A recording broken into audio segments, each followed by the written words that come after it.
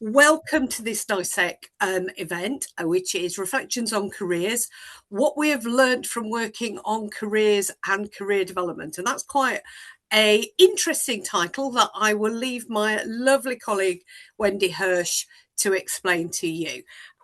My name is Siobhan Neary. I'm one of the NICEC Fellows, and I want to welcome all of you here to this event. And for those of you who don't perhaps know a lot about NICEC, are not familiar with what we do, we're a learning society, and our commitment is to serious thinking and innovation about careers. And the events that we put on, including events such as this, are cutting edge events. Could I invite everybody to mute themselves if you're not already muted? Thank you. This, together with our cutting edge events, help, as well as our journal. Let's not forget our wonderful NICEC journal, recent copy out. Please download it from our website.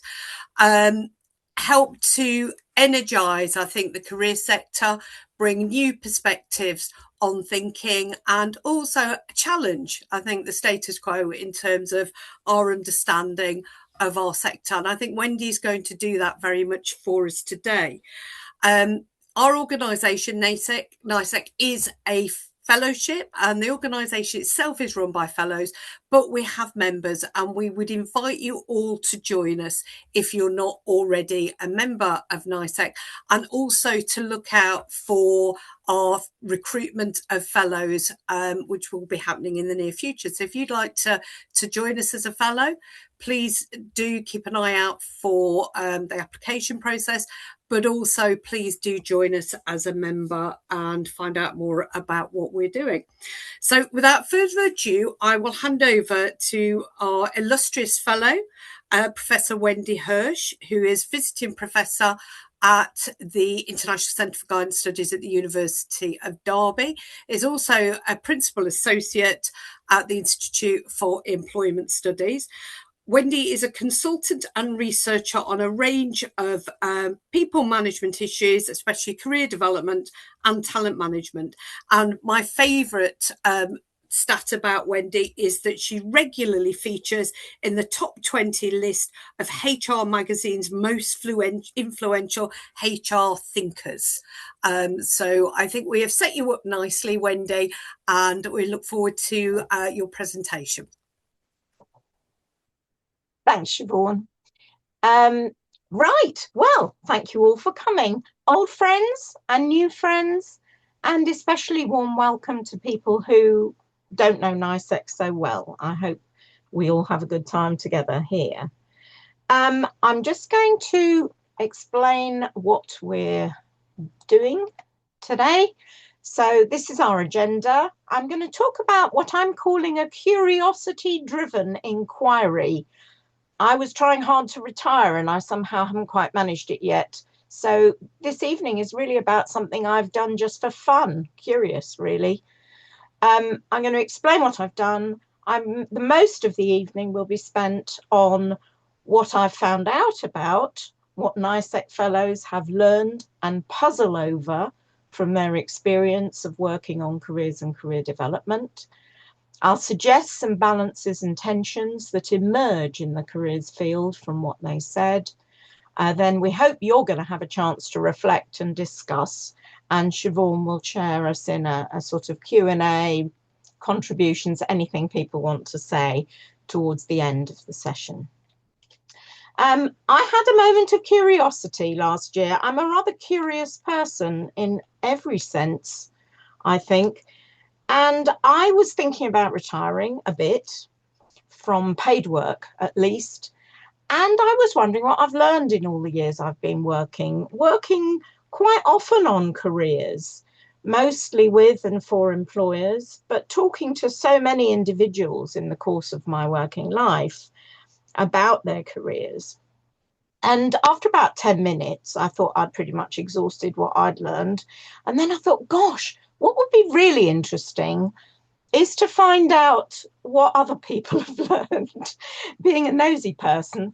And I thought about the UK NICEC Fellows, who are an elected group of people, large enough group to be interesting, um, and people who have worked in lots of different ways on careers. So there are practitioners, researchers, policy advisors, service managers, quite a few academic teachers of professional programs on careers. Several now work in private coaching and counselling, largely with adults, or with and for employers, as well as with individual clients. Interestingly, most NICEC fellows have been practitioners at some point in their career, even if they're not mostly doing that right now.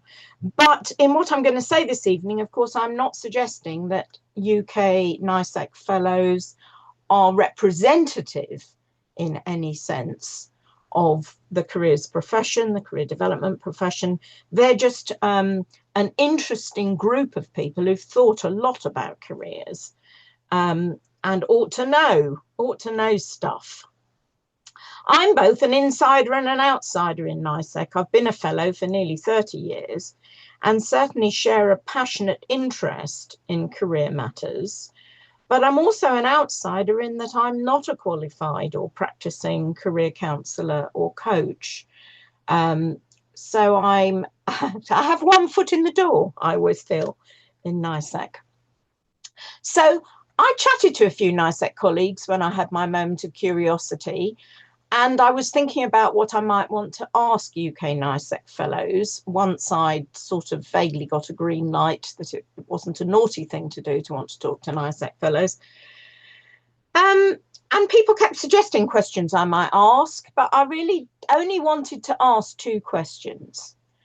And I wanted conversations with people that would be different from the things that people say with their formal hats on, different from the things they say in conferences, different from the completely unintelligible things that everybody writes in learned papers. I kind of wanted to know what people really thought. And so I asked NICEC fellows, as I approached them, to have a bit of a think about just two questions and then be ready to talk around those two questions with me. And the two questions were, on this slide, are there two or three things you have learned from your own experience of working on careers and career development that you would like to share? And the second question, sometimes taken at the front of the conversation, sometimes a bit later in the conversation, was, are there one or two issues about careers or career development that you continue to wonder about or puzzle over? And that was it. And what I thought you might like to do, all of you, whether or not you were part of the research, is just for a few moments, think about those two questions there and what comes to your mind, either about a piece of learning or a puzzle, just to get yourself in the mood for what NICEC fellows said.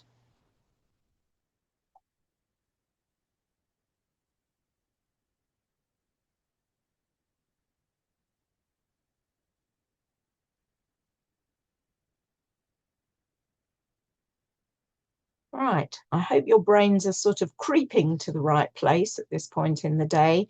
If you feel so moved, do feel free to share anything you wish to contribute in the chat as we continue.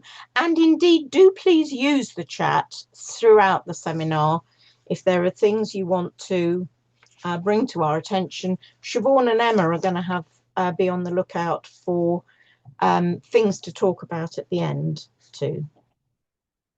So that's how I started off, and I started chatting to NICEC fellows, and I had some one-to-one conversations, quite a few, and then by late summer, I'd really done quite a lot. This is last year, 2025. And I thought, gosh, if I nagged really hard, nagging being my only genuine superpower, I might conceivably get all the 39 UK fellows in 2025, which includes a few people who were stepping back from the fellowship in the spring of 2025 and a lovely clutch of new fellows who came on later in the year. Even though they weren't all very old, that 39 people represented well over 1,000 years of experience of working in careers. Amazing, isn't it?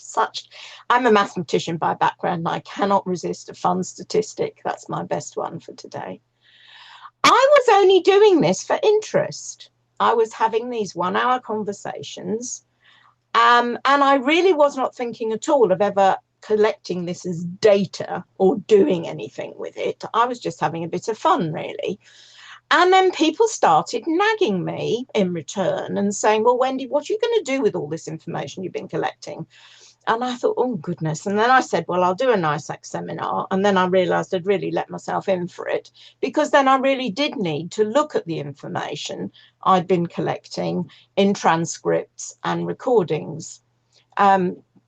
I should just say, for those of you very into AI, do be careful about transcripts. They were absolutely full of errors, not just a lot of things about the country, Korea, which I kind of expected, but it's quite serious errors in transcription. So I used the audio recordings quite a bit to find out what people had really said when Zoom transcription had gone a bit AWOL. So I started doing some analysis, and I spent 2 or 3 hours with each of the transcripts. There's something like 1,400 pages of transcript I was playing with here. And this is what I extracted. I extracted about 110 of the learning points that each person had identified as their learning points. So that's not my bias.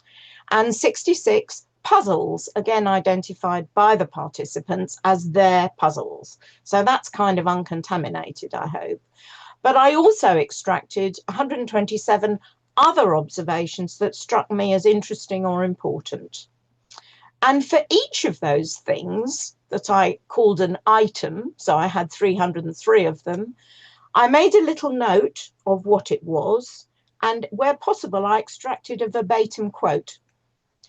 Some short, some a bit longer, from the transcript of what someone had actually said.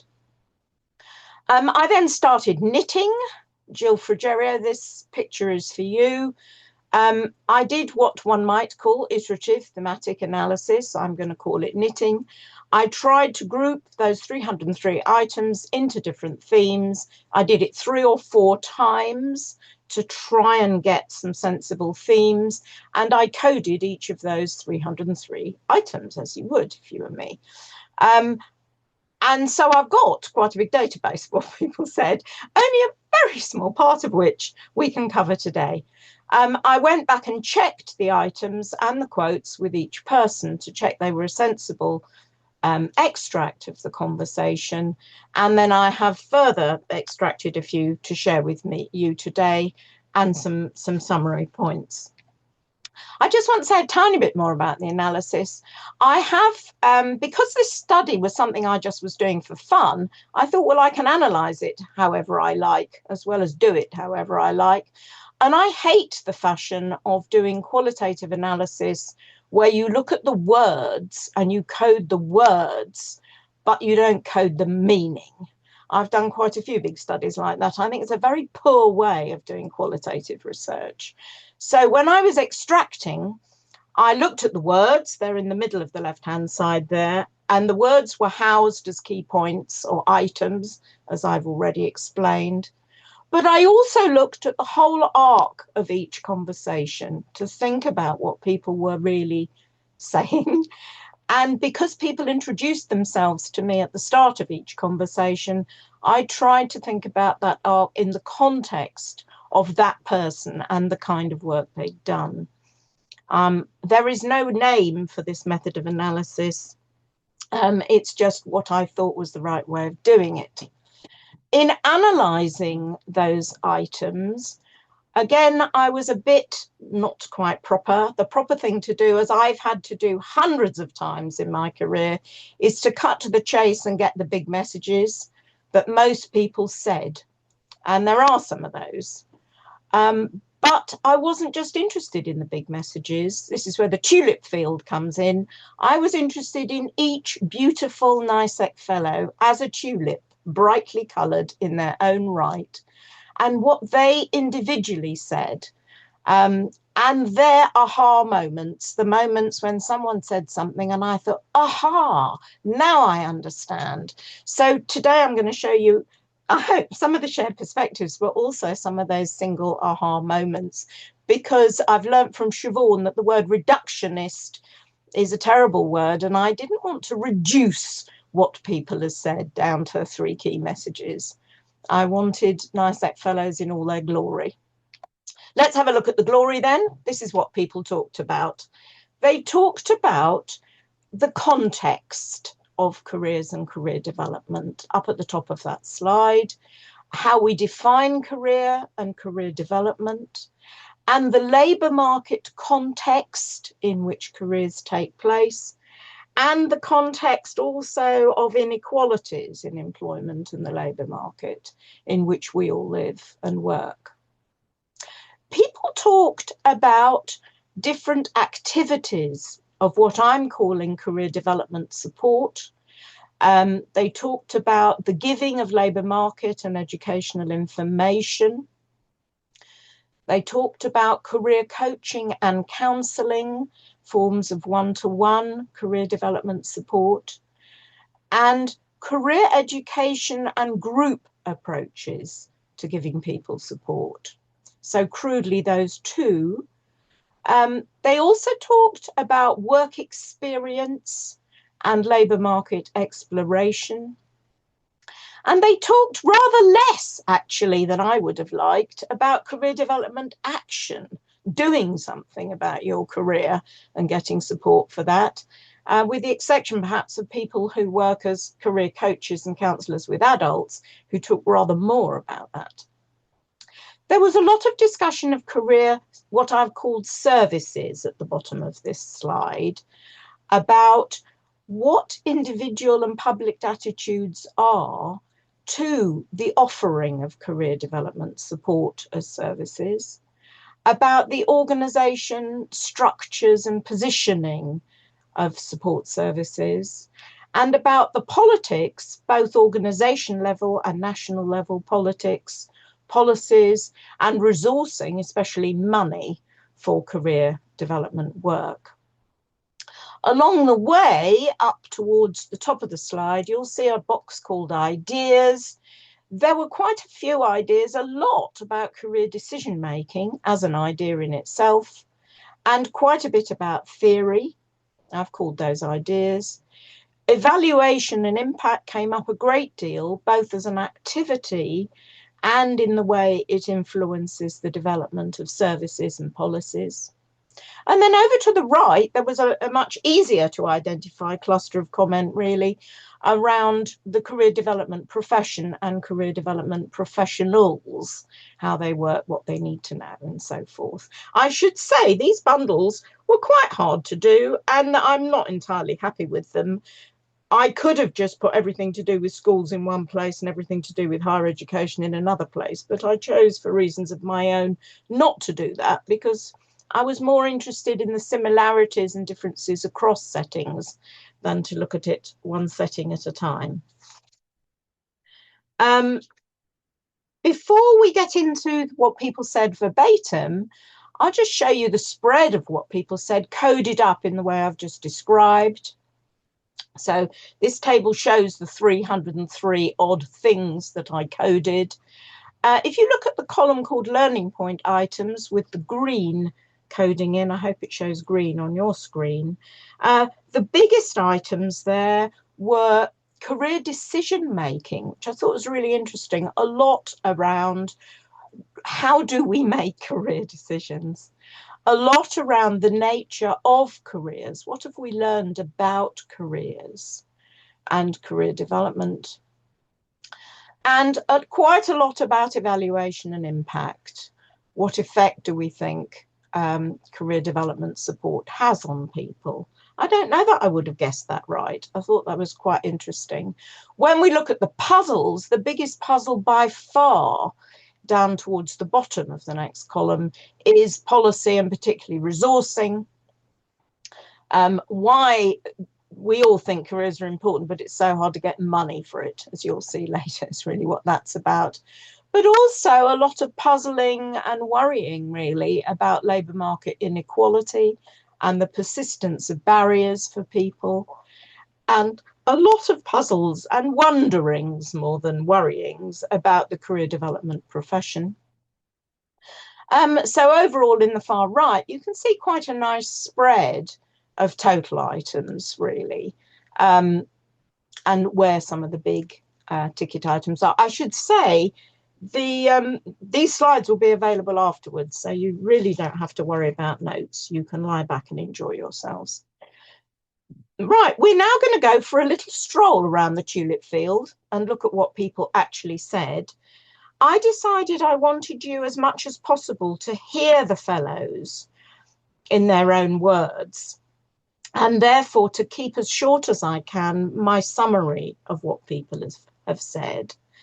I know that only gives you a flavour, but I'd like you to get a bit of a flavour of what people said. So I'm going to travel around the themes with you. For each main theme, I'm going to try and summarise in a very few words what I think all the data said.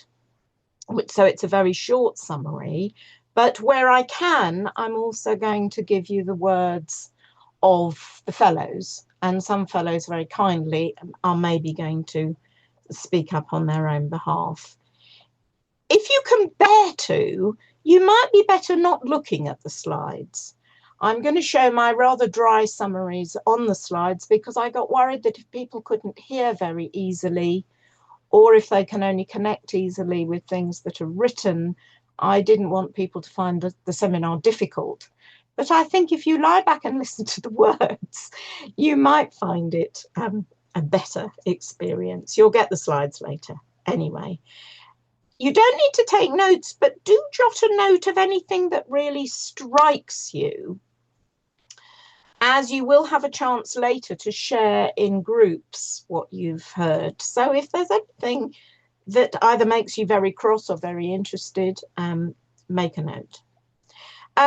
I should say that inevitably, being a curious person and a somewhat critical person, I'm sure it will sound as though I'm highlighting the challenges in career development.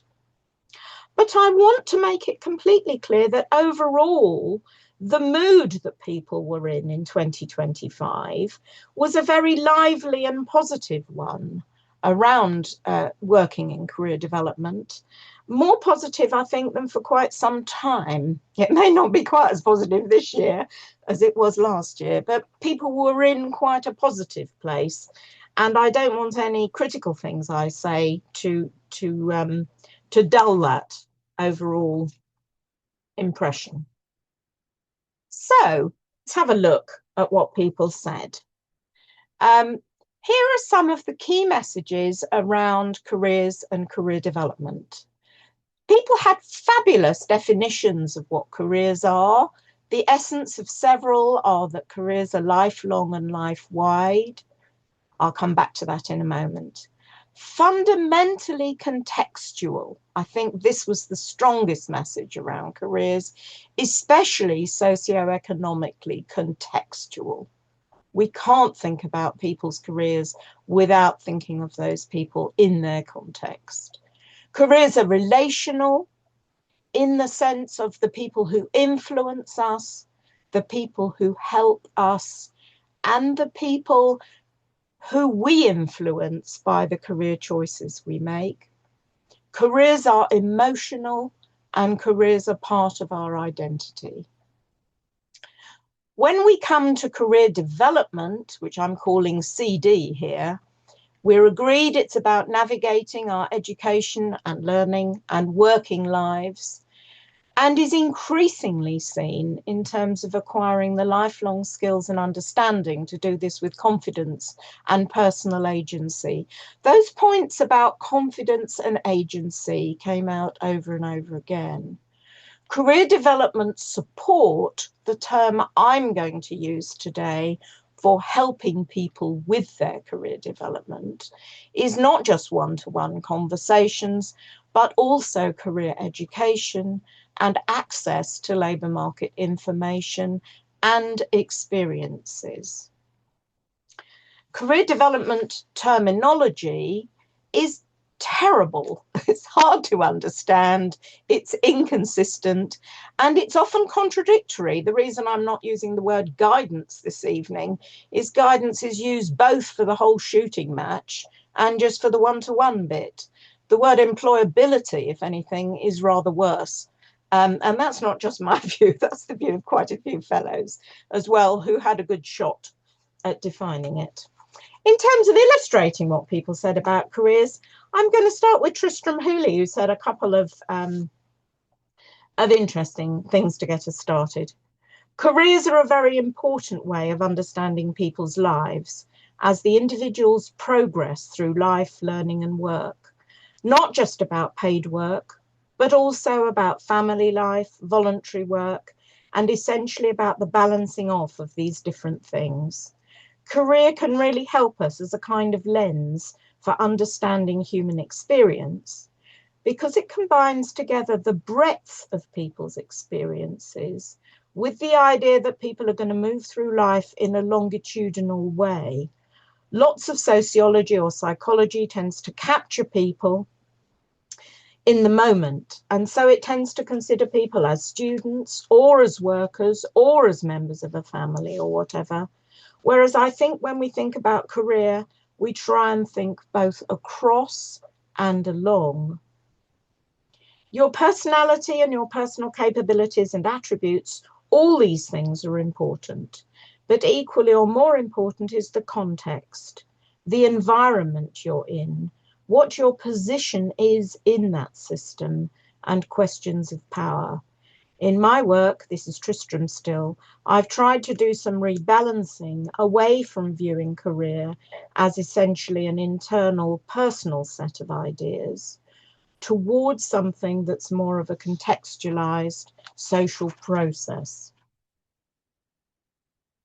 And now I think Nikki Moore is going to jump in, I hope, and say some things about career and the nature of career development support. Nikki, if you're there, can you unmute and jump in?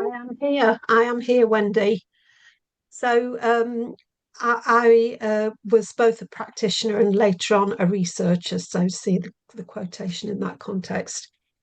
The word career is not helpful as it has connotations which mean that it puts some people off thinking about it.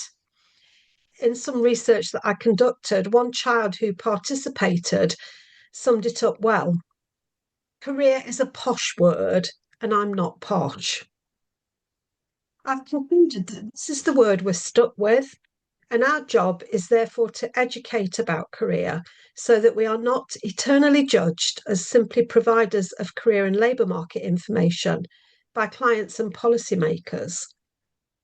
Personal career guidance is only as effective as the careers education that kids receive in school. There's a direct link.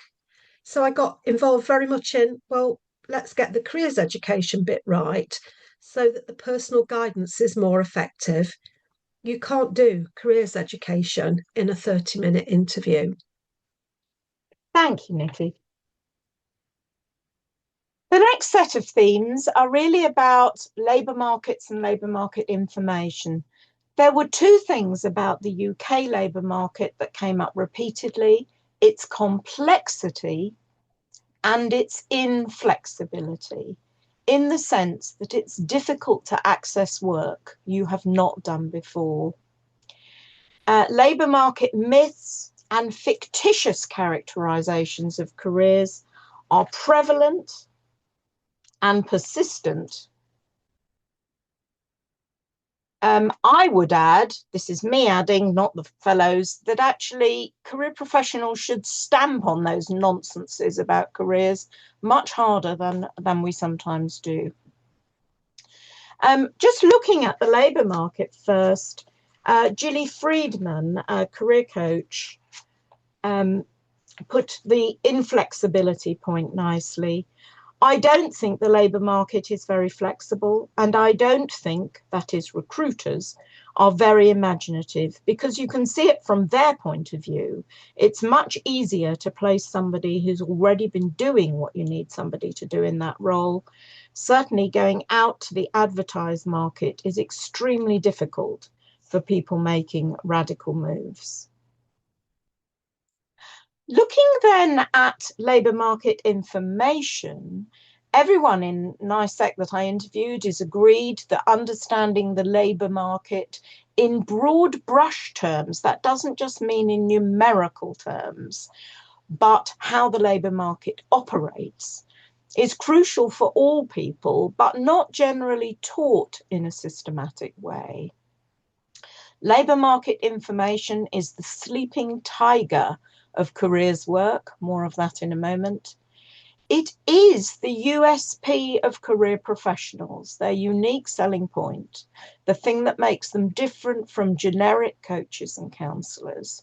But weirdly, the weirdly is mine, is not considered interesting or high status career professional work. Let's look at what some people said about labour market information. Jane Artes said, I don't think that people use labour market information rationally. People tend not to research in areas they haven't already given some thought to. Labour market information just plonked in front of somebody is a bit like a recipe book to a novice cook. All the answers are there, but you've still got to do it.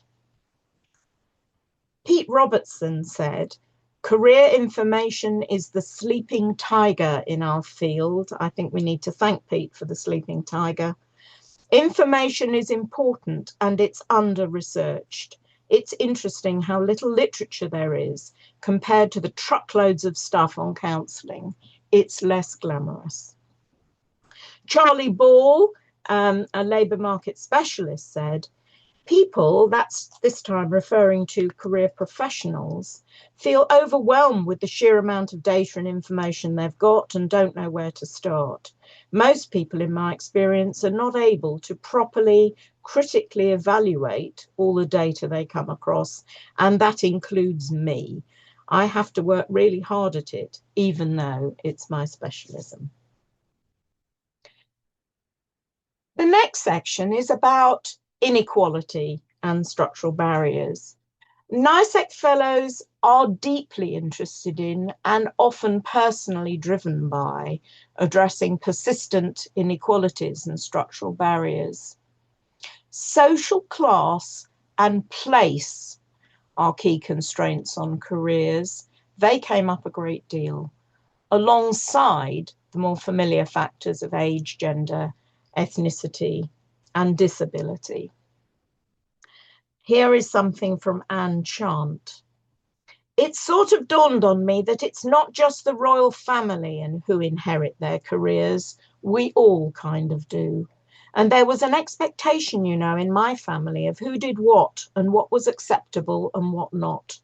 And I realized that there was something also about identity that transcended what we did and was also behind what we did. And I started to be interested in race and career and how that plays out. And what interests me now is the much broader picture, which is a probably stronger driver of who does what, and that is class and background.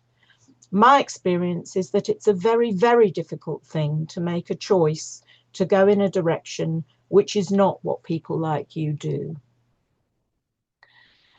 As another aspect of inequality I've put in here, which is about who gets career development support.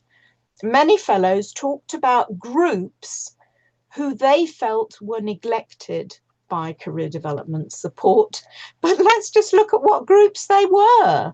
Early years, primary education, young adults, sort of 16 to 25, people in mid-career, redundant people, career changers, older people, working adults, and people in the workplace. Now, that list of neglected people, this is my comment, is very nearly everybody. I tried adding it up the other day. That means 80 or 90% of us, depends how you deal with the long-term unemployed, are not getting career development support unless they're lucky enough to be employed by an employer who is enlightened enough to give good support in the workplace.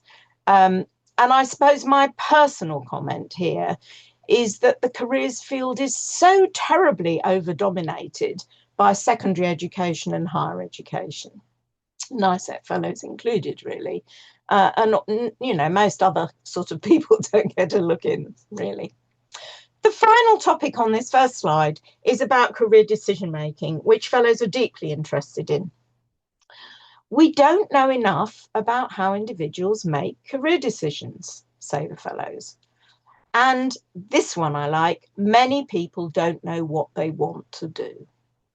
So career development's fine if you know what you want to do, but if you don't know what you want to do, it isn't nearly so clear how you get helped. The language of decisions, the term itself, feels at odds with the emergent nature of careers and what influences them. Experienced career professionals help clients think about what they want from work and tend to emphasize next steps rather than very long-term plans. Emma Pollard, I think you're going to jump in here and say something about your experience of how adults talk about career decisions. Thanks, Wendy. So the role of luck, really about being in the right place and at the right time, but also being able to spot it and seize it, comes through from any sort of work when we listen to people's careers, because everyone's career is different and it's largely non-linear, but people often have some really key moments which could easily not have happened and they would have gone off in a completely different direction. I feel lots of people don't necessarily make decisions. They just go with the flow or do what's expected of them. I was thinking about the classic example of whether or not to go to higher education. That sort of choice or destination is set for you quite early on, so you might not actually really participate in that decision or choice. Also thinking about the work on adult career decision making and the fact that people don't often think of themselves as making a career decision.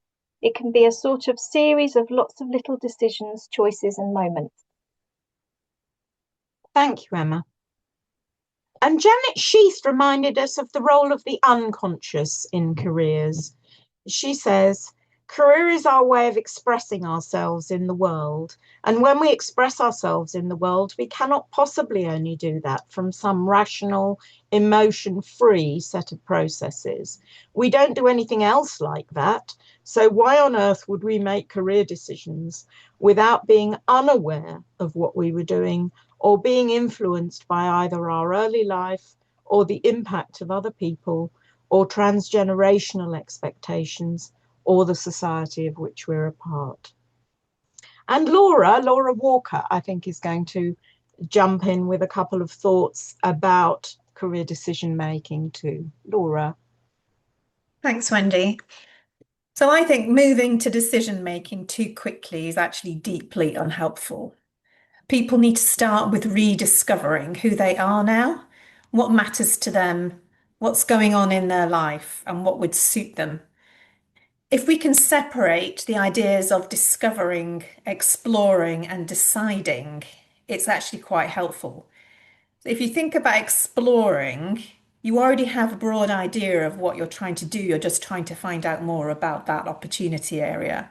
Whereas decision making is typically considered or assumed to be deciding between opportunity A and B, which in my experience of working with mid-career and midlife people is rarely where they're at. Usually people are coming to me saying, I have no idea of what I want to do, but I know I don't want to continue doing this. It really helps to help take away some of the pressure of that by thinking of chapters or chunks of life in career coaching. So what do you want to do for your next chapter? Thanks so much, Laura. I hope this method is working for people of some summary and some quotes. Siobhan, anyone looking miserable? I can't see, mercifully.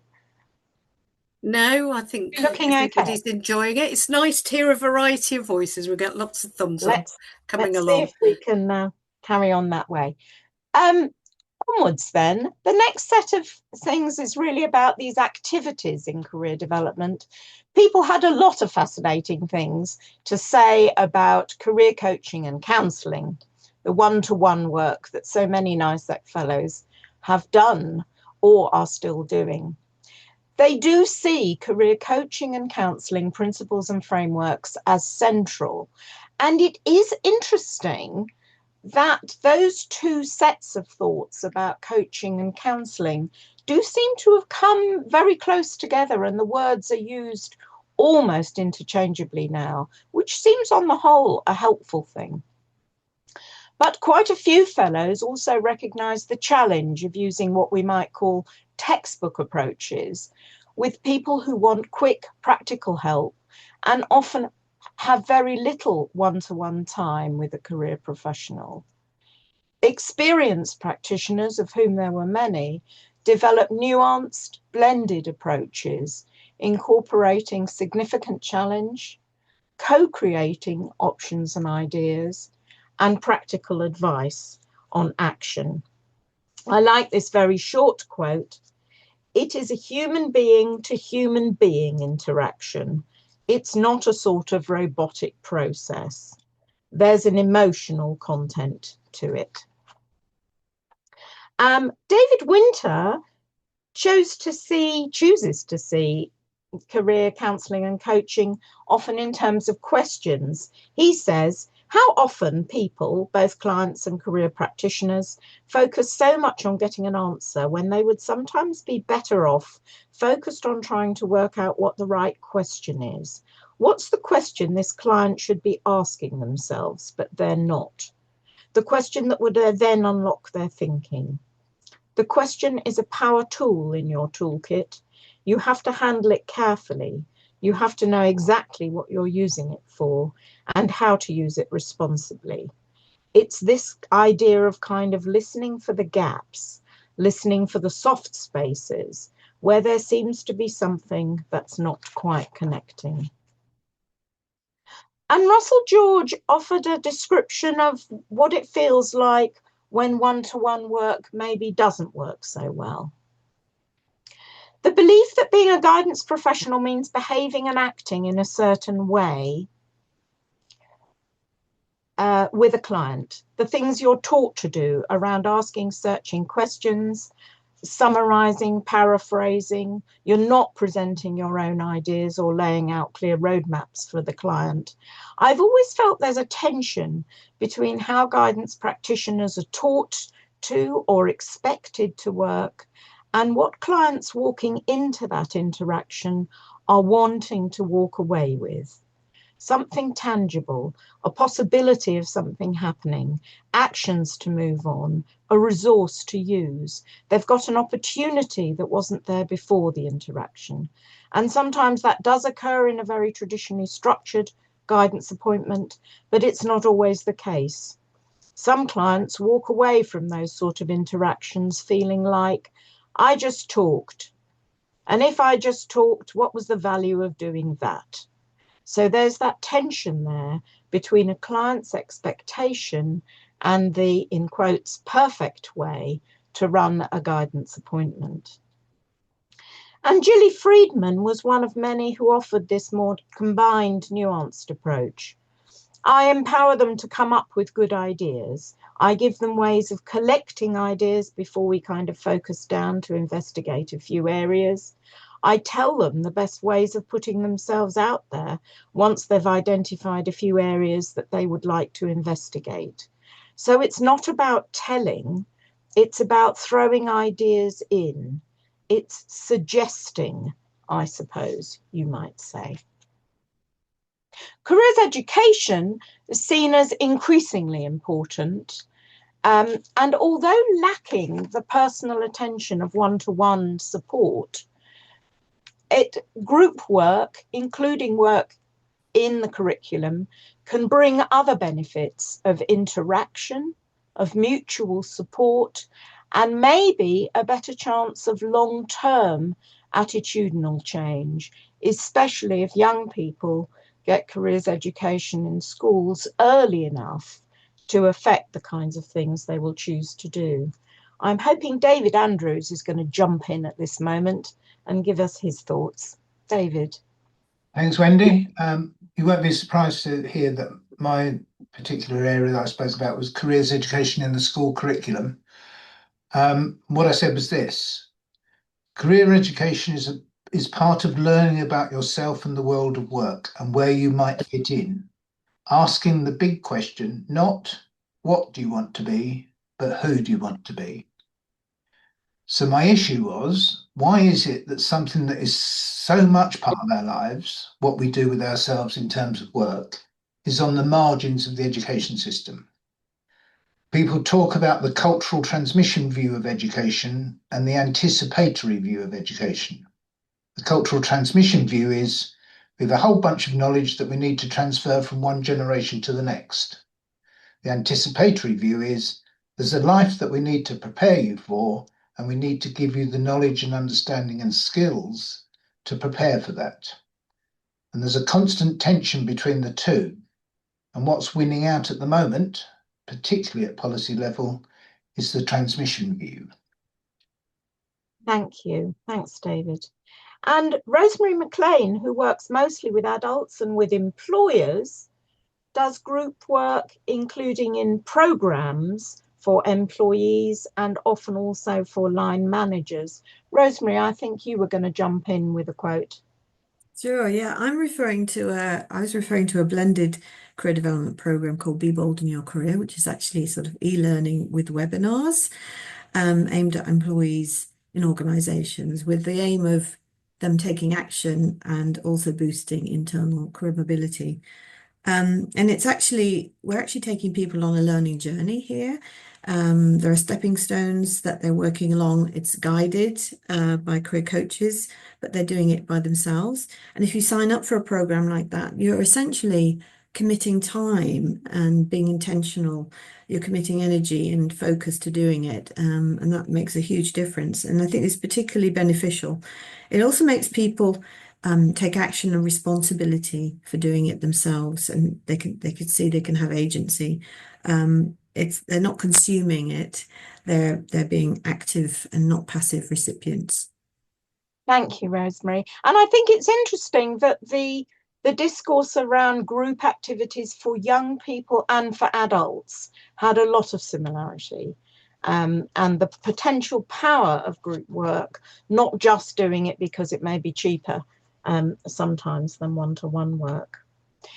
People were very interested in work experience and labour market exploration, particularly exploration through other people and through contact with employers. Those things have power to unlock opportunities for people, but are often not prioritised or supported with enough preparation before an experience and reflection after. This is Elnaz Kashif-Paktel. Access is not the same as opportunity, and equality is not the same as equity. Providing opportunities is never enough on its own. Young people don't just need access, they need support to navigate unfamiliar systems, decode hidden rules, and overcome the psychological distance between their lived experience and the labour market. The most transformative moments happen when young people are not only given an opportunity, but also feel entitled to take it, supported to succeed in it, and able to imagine themselves in that space. Those who work more at the action end of career development, especially with adults, emphasize making a start, widening one's network, taking small steps, and maintaining momentum. And John Lees, who has for so many years encouraged people to just be practical and do things about their careers, says, over-reflection encourages immobility. Appropriate challenges are taking somebody 2 centimetres outside their comfort zone, so something they will do and can do on a good day. Watch out for the way clients box themselves in. There's a lot in positive psychology around small steps, reaching out, even if you only reach out to one person. Lower the threshold, but encourage activity. Do one thing differently. There was a lot about theory as lenses. I've got my eye on the time, Siobhan, if you're messaging me there. Varied theories are recommended as lenses for reflective practice, to frame better questions, and sometimes to share insights with clients. As well as coaching, counselling, and career theories, the fields of child development and education were mentioned, particularly by people who are ex-teachers, who feel that people who do careers work don't pay enough attention to what we know about how young people learn, but also those who've experienced in adult learning, in occupational or work psychology, and the information about career development in the workplace, what makes for a satisfactory working experience are relevant fields of theory, as well as the theories of coaching, counselling, and career. Moving on to the organisational aspects of careers, it struck me very much the extent to which career development practices and the profession in the UK have been shaped by how services have been organised, often quite random decisions in the past, actually, about how services are organised. Several people spoke about career support being bolted on to educational or employment activities as an afterthought, really. This can result in the fragmentation of careers work. I do this bit, you do that bit, which doesn't help clients see it holistically. And I don't think it helps the career profession either to have a joined up view of its own work. Several people spoke about what happens when career support is embedded, both in a school or a university or at work, where there's more opportunity for more frequent informal interactions with a career professional in that setting. The development, therefore, of richer relationships with individual clients and close collaboration with other groups of professionals in the organisation. So we know that careers people care a lot about being independent, but actually there are very powerful arguments for not being so independent that you're just seen as too remote to talk to. Sarah Jenkins, I think, is going to dive in on the subject of teachers and careers. Sarah, are you there? I am. Thank you, Wendy. So as a teacher and now qualified careers advisor, I commented that the single interaction model of careers interviews is something that I really struggle with as a concept. Most of the best work that I see done with young people is where relationships are built. The single interaction model requires young people to give so much of themselves to people they simply don't know over a longer period of time than the teenage brain can concentrate for. There seems to be a real mismatch between educational psychology, educational pedagogy, and careers theory, careers understanding. I have always operated on a multi-interactional model and on quite short meetings. But teachers are sometimes seen as the enemy of careers. There is a genuine sense that teachers are not helpful when they give students bad advice and they don't understand what careers advisors do, or they malign career advisors, and so on. Whilst I'm not defending that might happen, I really do think that broadly we need to understand that for the vast majority of students, teachers are their safe person. They're the people they know, they're the people they will go to advice before coming to us. And so we need to leverage teachers rather than alienating them. Thank you, Sarah. I must say your teenage brain has gone on living with me as an aha moment. And now to evaluation. Pete, do you want to just jump in with what you were going to say about evaluation? Pete Robertson. Thank you. How do we know guidance works? What does it mean for it to work?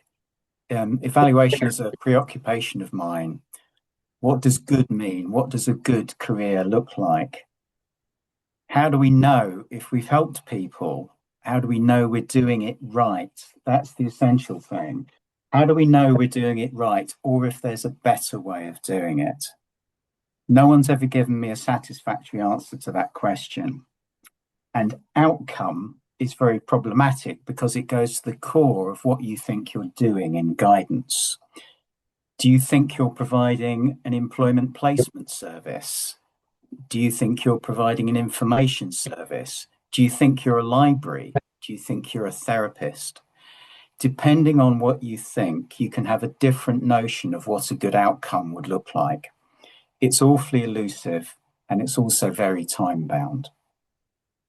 Thanks, Pete.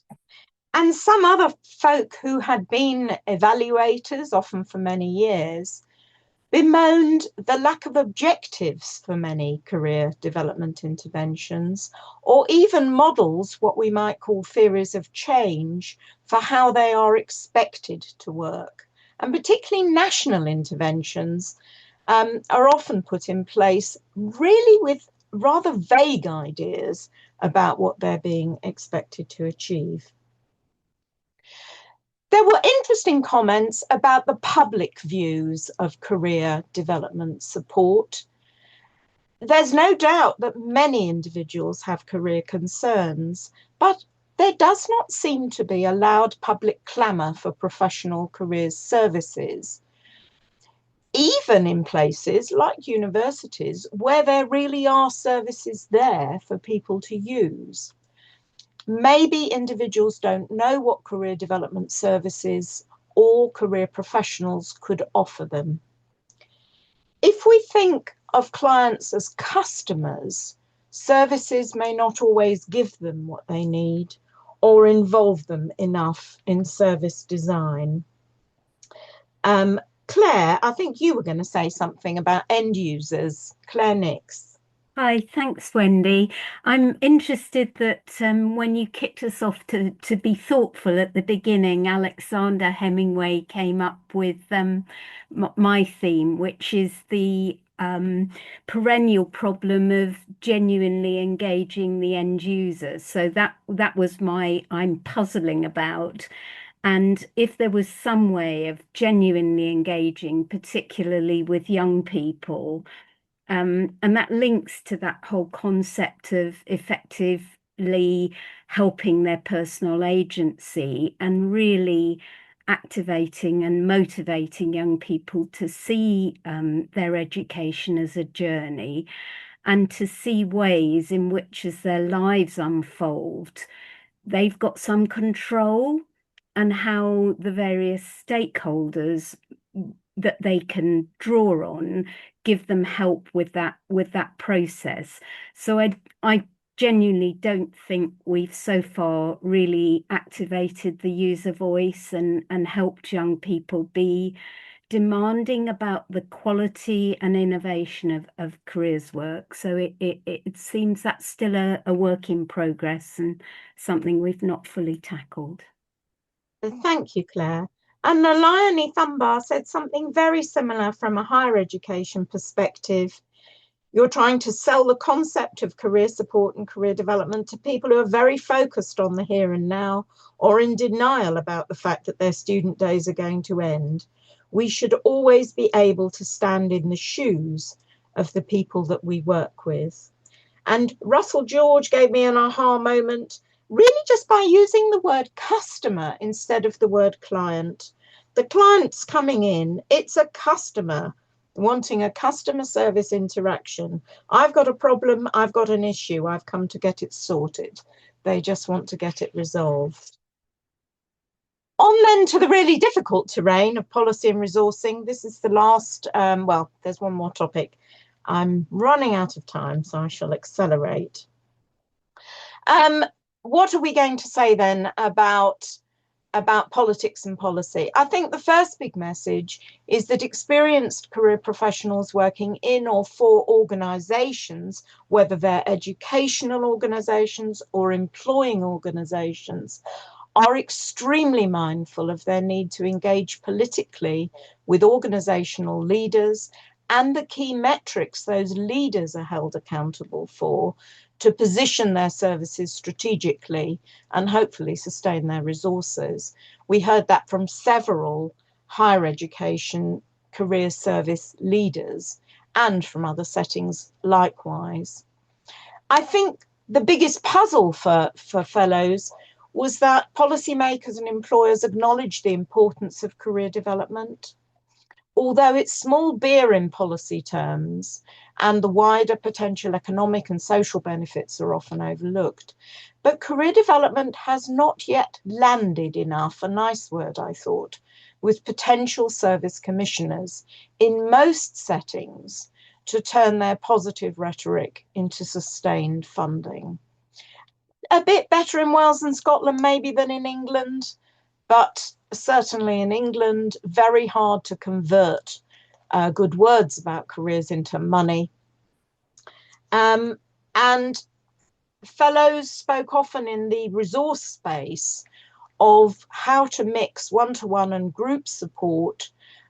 But however you do that mixing, you've still got a limited funded amount of career professional time, and you've got to decide where that's best spent. Siobhan, are you ready to leap in here? Thank you, Wendy.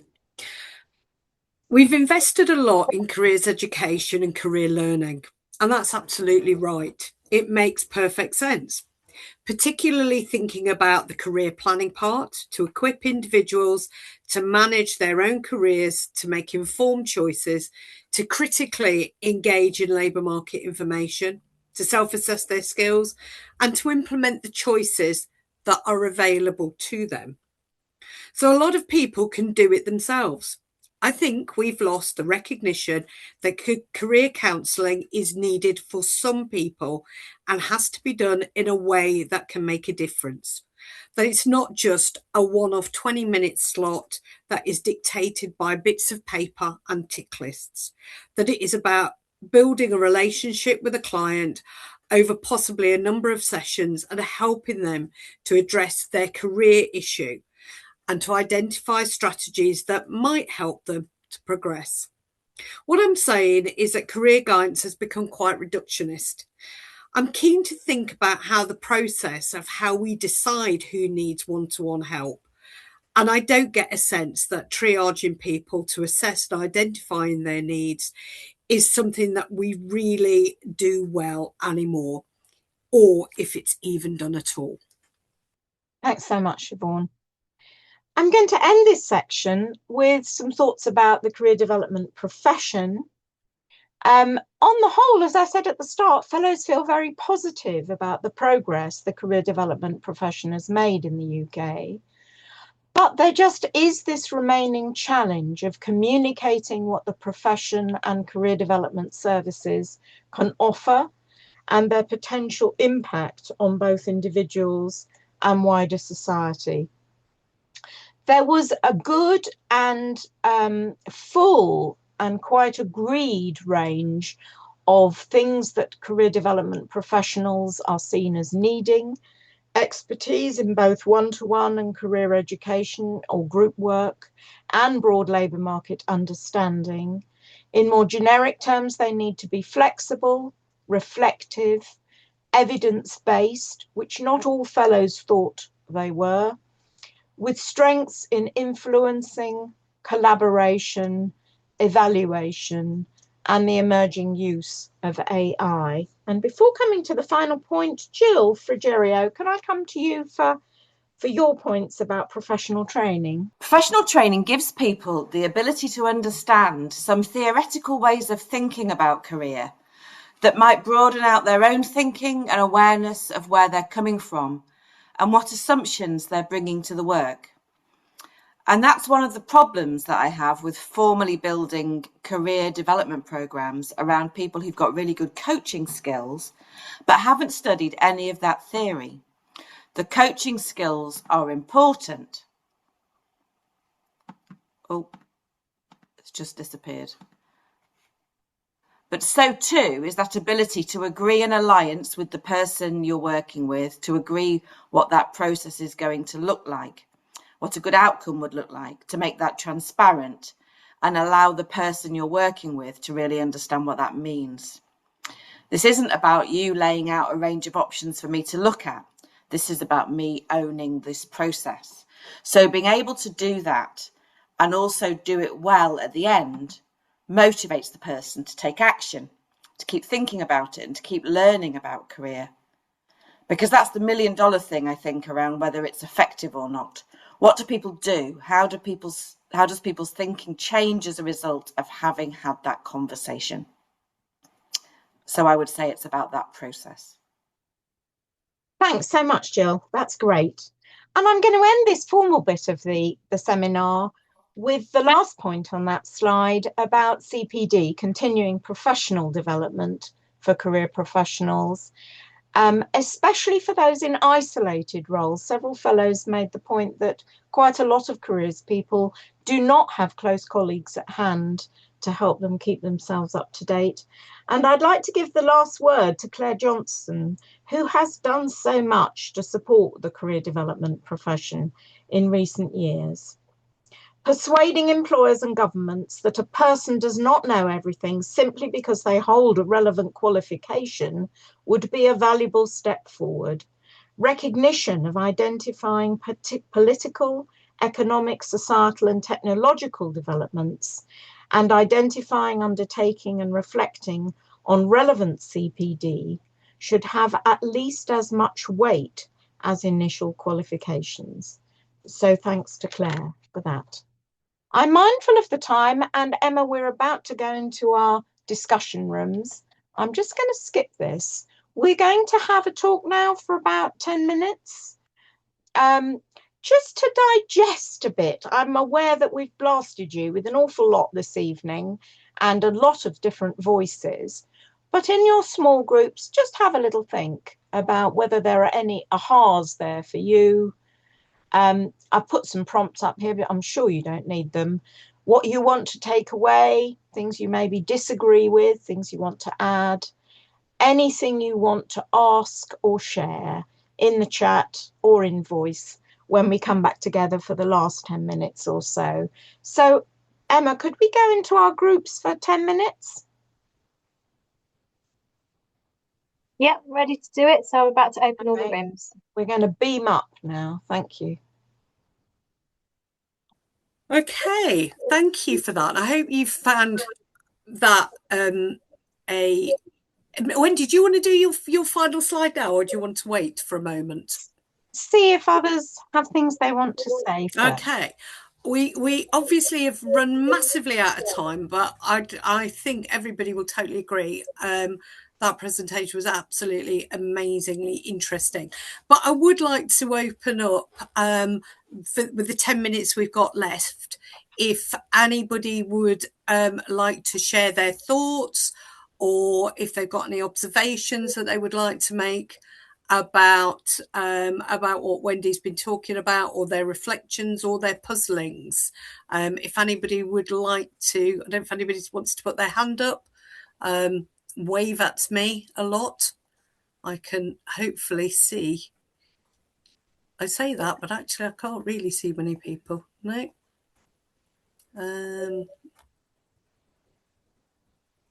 No, I can't see any hands. Oh, there we go.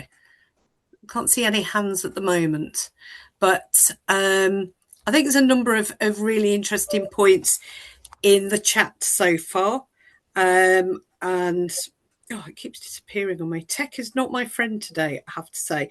I really like Tanya's point. I don't know if Tanya's still with us. That there are so many invisible forces that influence career decisions. Many of these forces individuals feel unable to resist to a last degree. In terms of ongoing puzzling, why there is such a limited focus on emotions in career theory, which I thought is really a fascinating view as well. We don't talk a huge amount about theory. I don't know if Tanya's still with us or whether she's gone. Lots of hands wandering around. Thank you. It's a tradition to run out of time when we are really into the subject. Thank you, Alexandra. Absolutely, totally agree with that. And lots of congratulations to Wendy on an amazing piece of work and what we'll do. So I don't know if anybody from any of the groups would like to very briefly. Oh, lovely. Maximus, you have your hand, and Keith, we have your hand. So thank you. Maximus, would you like to unmute yourself and offer your thoughts? Thank you so much. Greetings from South Africa, and wonderful, wonderful presentation. What actually struck a chord with me, Wendy, was when you spoke about guidance being reductionist. And you can imagine in a context like South Africa what that means. And when one has been trying to fight that for over the years, then that realization, how do we then become inclusive in guidance, as it were, from your experiences? Yes, thanks, Maximus. Siobhan, I think it was you who said that thing about sort of checklists and reducing it all down. Do you want to say a bit more?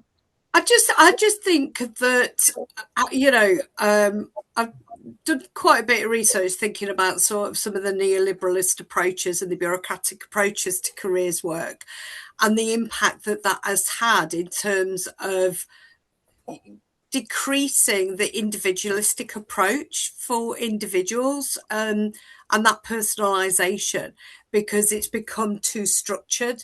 And I could go on, but I don't have the platform today. But things that I think, like a lot of the training, has become so reduced down that practitioners are often taught to conduct an interview, but they've lost the whole bit that goes around it, around the theory, the models, the intellectual, the critical engagement about why they're doing what they're doing, and what the potential outcomes are. So I think that reductionist approach has been particularly obvious for us in the National Career Service. And I would say that from a lot of the research that I've done over the years, and the limited time that is invested in individual career counselling for those that need it. So I do think there are some major issues there. Keith, can we go to you next? I hope that responds to Maximus's question. Happy to talk about it outside of the forum. Thank you, Siobhan. Just I want to pick up on a few points from our group of Alexander, Valerie, and David. And it's in relation to, and I welcome them also to chip in as well, in relation to this, related to this point of seemingly a lot of young people feeling very hopeless. So in the session today, we heard about this agency piece, the individual agency that people ought to be having. And it was fascinating to hear, for example, David's work in primary schools, where as part of an exercise about career discovery, all the kids were encouraged to dress up and come to school as the person they want to be or who they want to be. So David so beautifully described, they all arrived as astronauts and engineers and doctors and all sorts of wonderful things, which is fabulous. But then seemingly somewhere along the way in their journey, that agency, that excitement, that discovery piece gets lost. And we end up, as Alexandra was describing, university students now feeling a complete lack of agency. All this data bad news they're getting on the national news about graduate unemployment and AI taking away their jobs, all that, rather than prompting agency, is simply cultivating hopelessness. And even though this is an observation, perhaps from a small sample set, if one extrapolates that over the nation and extends that into the adult space, where I think also if one looks at today's data on adult unemployment going up to 5%, there's some really big challenges we have around how do we build agency, cultivate agency, build engagement, ownership, etc., across the age range from 5-year-olds all the way to 95-year-olds.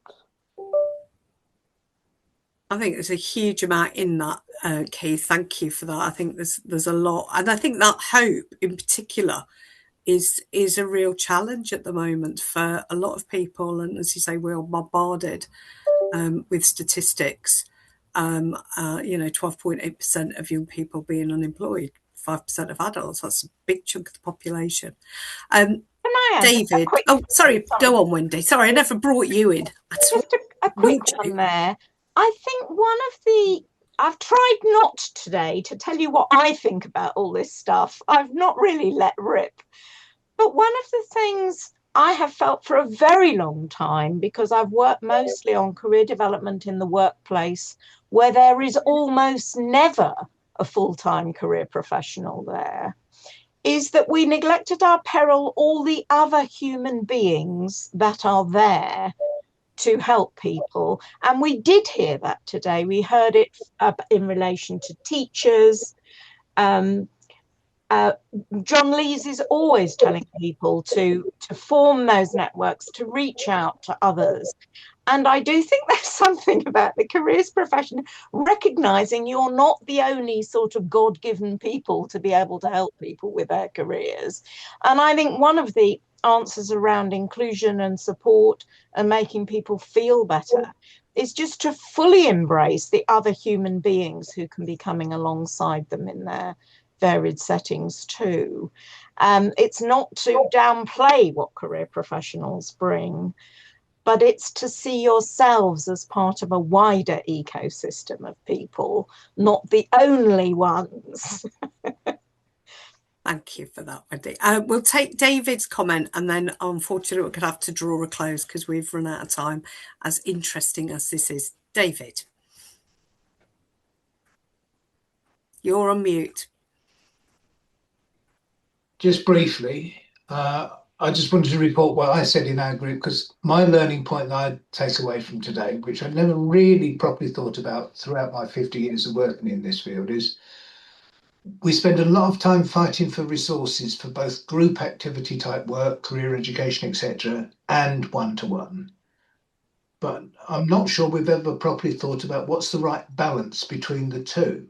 There's a point that you raised, actually, and whether that balance between group activity and one-to-one is different for different groups of people, or whether you can actually generalize in that sense, or whether it is individual, I don't know. But we spend a lot of time talking about both. I'm not sure we spend a lot of time about talking about what's the right balance between those two. Definitely. Wendy, anything that you want to bring in there from the research? I think that thought was on the minds of quite a lot of people, that most fellows want to see both. They're not at all sure about the balance of the two. And it also depends on the quality of the one-to-one work. I think where there was a lot of comment was if you make the one-to-one work so brief, so one shot, that there's really no time to do anything, then it's not really helping.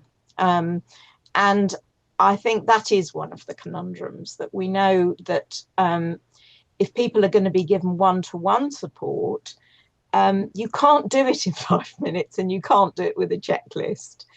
And therefore, group support may offer other avenues. I think it's not to say the one-to-one work isn't skillful. I came out of this research more convinced of these nuanced approaches. But I learned a lot from people who work in quite time-poor settings. We've got some fellows who've worked in outplacement, for example, and have to get people jobs really, really quickly. And therefore they get very good at doing things really quickly. I was waiting for someone to tell me a sort of speed dating approach to careers. What do you do if you've only got half an hour?